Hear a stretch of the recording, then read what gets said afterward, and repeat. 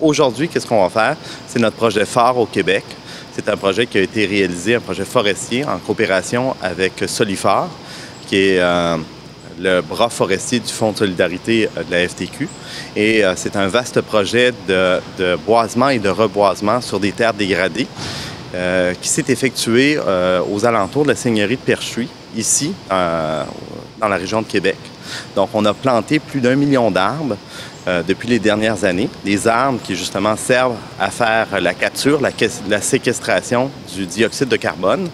Ce dioxyde de carbone-là est emprisonné dans la masse ligneuse, dans le système racinaire des arbres. Donc, il y a une réduction réelle qui se fait.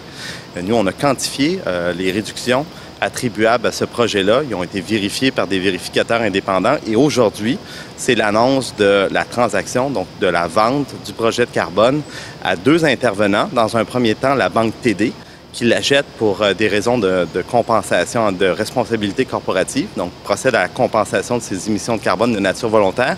Et aussi Just Energy, qui est un courtier en énergie situé à Toronto et qui achète des crédits de carbone pour pouvoir faire des produits énergétiques verts, donc compensés, entre autres, livrer à ses clients du gaz naturel, dont les émissions de carbone associées à la combustion du gaz vont être compensées à même les crédits de carbone. Dans le secteur de la lutte au changement climatique, il y a différents types de projets qu'on peut réaliser.